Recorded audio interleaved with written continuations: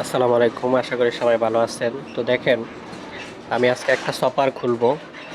চপারটা খারাপ হয়ে গেছে এই চার্জারের ড্রাইভারের হাত থেকে পড়ে গিয়া। তো আমি একটা পুরাতন চপার থেকে চপারটা খুলে নিব। চপারটা খুলছি, তবে অবশ্য চপারটা ভালো না, এক সাইড খারাপ আছে। তো চপারটা এটা বাদ। এখন আমি আগে এই চার্জারের চপারটা খুলে নেই, তারপরে আরেকটা চপার দেখব। তবে আগে চাকারটা ভালো করে পরিষ্কার করে নিতে হবে।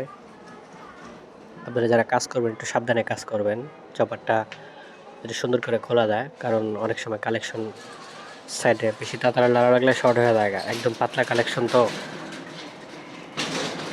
তো সবাই ভিডিও লাইক করে দেবেন, শেয়ার করে দেবেন, অন্যজনকে দেখার সুযোগ করে দেবেন। আর কন্টিনিউ ভিডিও দেখেন, কিন্তু সাবস্ক্রাইব করেন না এখন পর্যন্ত সবাই। তো সবাই সাবস্ক্রাইব করে দেবেন। একটু মাপ দিয়ে দেখতেছি চপারটা ঠিক আছে নাকি। তো ঠিক আছে, এই চপারটা খুলবো এখন। এটা কেউ চপার কয়, কেউ কয়েল কয়, যে যা বলতে পারে বলুক, আর নাম একটা বললেই হলো। কাজটাই হলো মূল উদ্দেশ্য। তো চপারটা ভালো করে খুলি।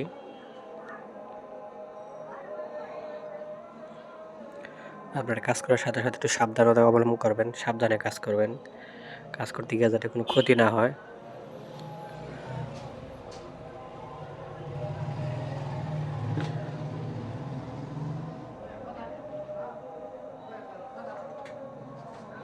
তো মোটামুটি আমার প্রায় খোলা শেষের দিকে।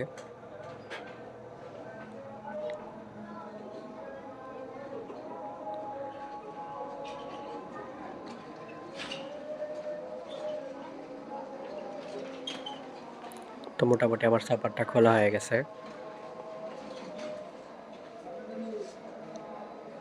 তো এই চপারটা মোটামুটি ভালোই আছে, মোটামুটি সব ভালো আছে। তবে চপারটা চেক করতে হবে। চপারটা আসলে ভিতরে যদি কয়েল শর্ট থাকতেই পারে, তো ভিতরে যেন কয়েল শর্ট না থাকে সেটা চেক করে দেখে নিই। মোটামুটি সব ঠিকই আছে, কোনো সমস্যা নাই। এখন আমি চার্জারটা লাগা ফেলবো আস্তে আস্তে। একটু লেফট রাইট সাইড দেখে লাগাইতে হবে। অবশ্য উল্টা লাগালে এটা হবে না, বসবে না। তো মোটামুটি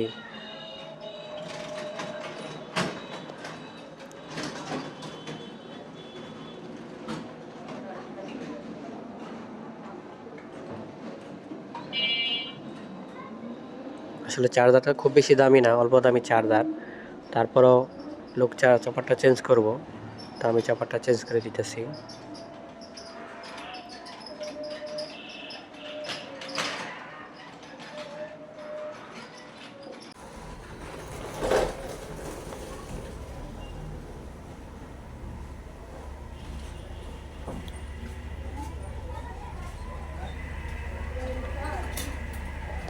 ভালো করে রাং দিয়ে শক্ত করে লাগাইতে হবে।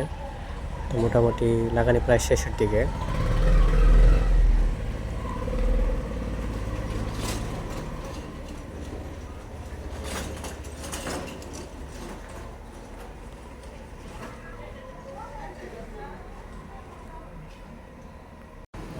তো দেখেন, মোটামুটি আমার চপারটা লাগানি শেষ।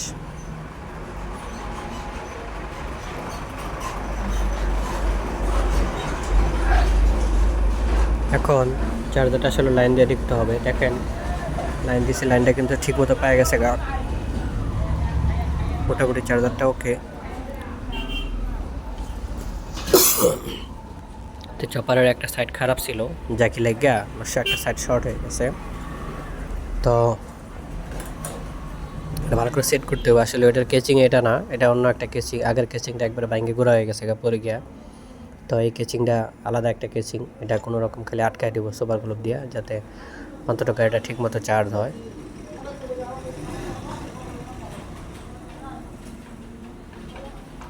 তো একটা সুপার গ্লুব দিয়ে ভালো করে আটকায় দিই। আগে পুলিং ফ্যানটা আটকায় দিতে হবে, তারপরে বডিটা খালি কোনো রকম বসায় দেবো। কারণ লোক ওইভাবে মানে সম্পূর্ণ কাজটা মনে হয় করতে চায় না, মানে পাশে বসা আছে। তো আমি চিন্তা করলাম যে যাই হোক কোনো রকম আটকায় দিই। তো যাই হোক, কমপ্লিট, এটা ওকে করে ফেলতেছি। তো সবাই ভালো থাকেন, আসসালামু আলাইকুম।